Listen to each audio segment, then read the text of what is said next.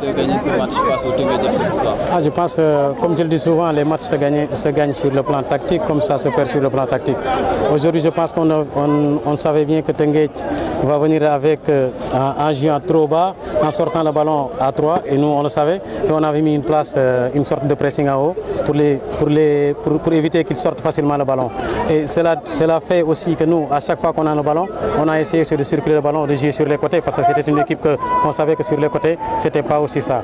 Et on a aussi vu que le but est venu sur pressing, comme on l'avait vraiment préparé durant la semaine. Donc on peut dire que ce match, on l'a gagné parce qu'on avait bien mis en place un système vraiment de pressing haut.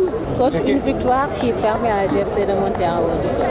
Oui, c'est normal. Je pense que dans un championnat, tous les matchs sont importants. Et cette victoire est la bienvenue, vu la défaite de l'autre jour. Je pense que ça sera une victoire qui donnera de l'élan à l'équipe. Est-ce un soulagement pour vous?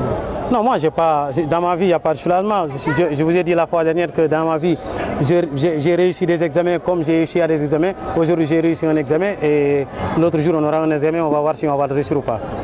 Gardien de but, votre sentiment? Un peu frustré quand même, quelque part, au moment où on était dans une très très bonne phase positive, après avoir raté 2 possibilités de scorer. Mais c'est aussi le sport, hein, avec ses aléas. On pourra toujours compter avec une faiblesse momentanée d'un joueur ou de 2 joueurs. Et c'est ce qui nous est arrivé aujourd'hui. Mais quelque part, on a le sentiment d'une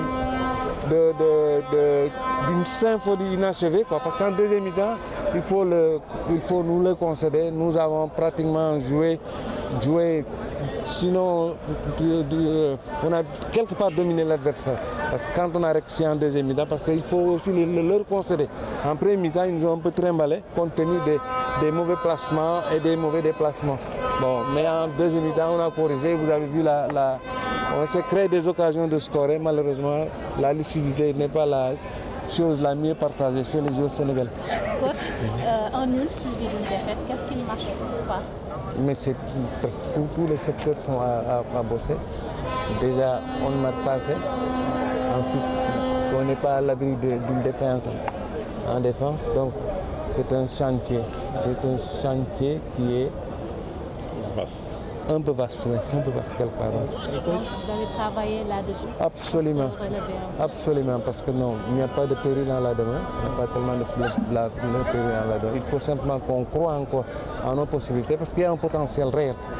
Il faut que les joueurs perçoivent que ce potentiel est réel. Ils croient, adhèrent à ce que nous faisons et nous aurons des lendemains meilleurs. Coach, devant ça manquait terriblement de génie, de créativité.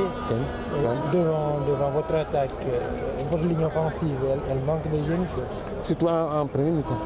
Mais en deuxième, vous avez vu, avec quelques petites retouches, 2 remplacements et on voit le camp adversaire.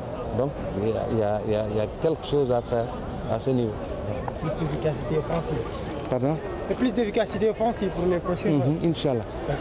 Merci beaucoup.